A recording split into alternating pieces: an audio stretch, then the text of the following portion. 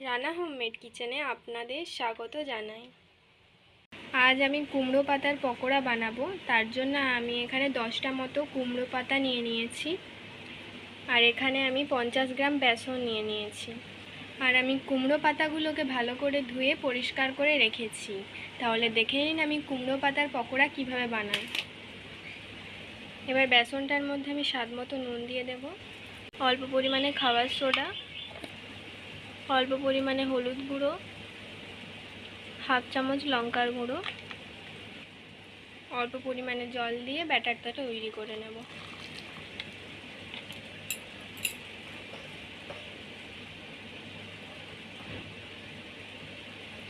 এই রেসিপিটা আপনারা বাড়িতে অবশ্যই ট্রাই করবেন আর খেয়ে কমেন্টে জানাবেন কেমন লাগলো।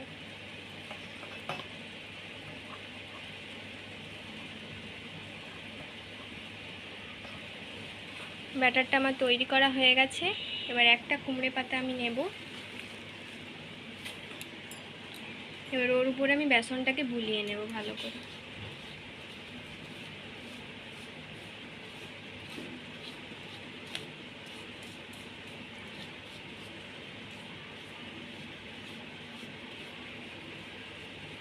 একটা পাতা আমার বোলানো হয়ে গেছে, এর উপরে আমি কুমড়ো পাতা আরেকটা দিয়ে দেব। এবার ওর উপরেও আমি ব্যাটারটা দিয়ে দেব। যারা যারা আমার চ্যানেলটিকে আগে থেকেই সাবস্ক্রাইব করেছেন তাদেরকে অসংখ্য ধন্যবাদ। আর যারা যারা সাবস্ক্রাইব করেননি তারা জলদি সাবস্ক্রাইব করে দিন, যাতে নতুন নতুন রান্নার ভিডিও আপনারা দেখতে পারেন। এবার ওর উপরে আরেকটা দিয়ে দেব। এবার ওর উপরেও আমি ব্যাটারটা গুলিয়ে নিচ্ছি। এবার এইভাবে আমি সবগুলো করে নেব। মোট 10টা পাতা আছে, আমি এইভাবে করে নেব। সবগুলোর মধ্যে আমার ব্যাটার দেওয়া হয়ে গেছে। এবার আমি গোল করে মুড়িয়ে নেব।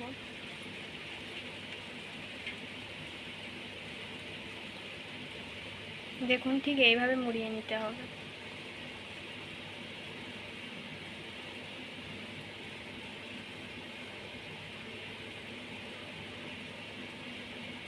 মোড়ানো হয়ে গেছে। এবার একটি সুতো দিয়ে আমি পাকিয়ে নেব।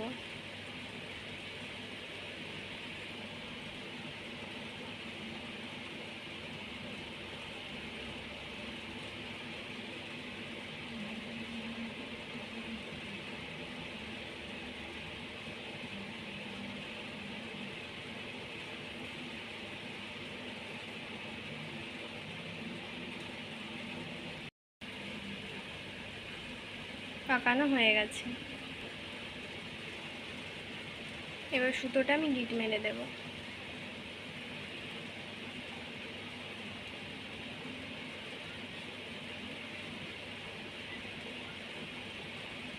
দেখুন কত সুন্দর মোড়ানো হয়ে গেছে। আর আমি আগে থেকে কড়াই জল গরম করতে দিয়ে দিয়েছিলাম। জলটা ফুটে গেছে। এবার ওর মধ্যে আমি একটি স্টিক দিয়ে দেব। এবার ওর মধ্যে আমি কুমড়ো পাতাটা দিয়ে দেব, দিয়ে ঢাকা দিয়ে দেব। এবার আমি 10 মিনিট পর ঢাকা খুলব।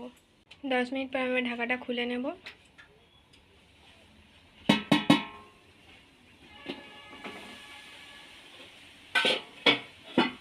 আমার ভাপাটা তৈরি হয়ে গেছে। এবার আমি এটা নামিয়ে নেব।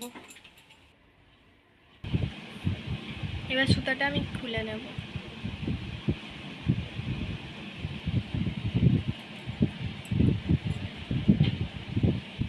পুরো সুতাটা আমি খুলে নিয়েছি। এবার পিস পিস করে কেটে নেব।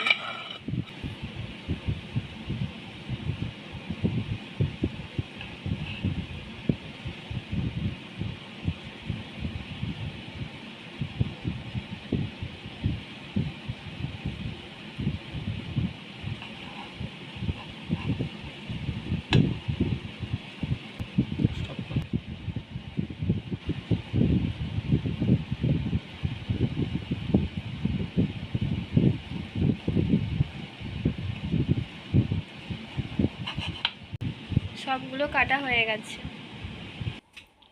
এবারে পাশে আমি কড়া বসিয়ে দিয়েছি, পরিমাণ মতো সরষের তেল দিয়ে দেব। আমি এখানে সরষের তেল ব্যবহার করেছি, আপনারা চাইলে এখানে রিফাইন তেলও ব্যবহার করতে পারেন। তেলটা গরম হয়ে গেছে, আর আমি আগে থেকে যে পিস পিস করে কেটে রেখেছিলাম কুমড়ো পাতাগুলো, ওগুলো দিয়ে দেব।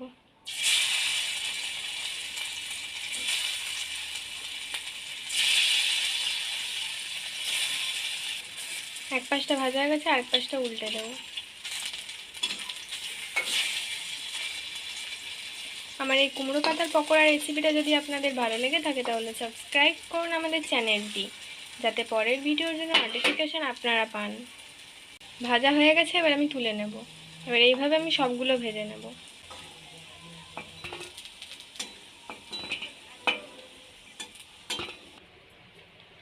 নামানো হয়ে গেছে। আমি যেহেতু ভাতের সাথে খাবো তাই আমি এখানে লেবু নিয়েছি। আপনারা এটা চা দিয়ে বা সস দিয়েও খেতে পারেন। তো আপনারাও বাড়িতে বানিয়ে খান, আর আমিও ভাত দিয়ে খাই। তো ভালো থাকবেন, সুস্থ থাকবেন। টাটা।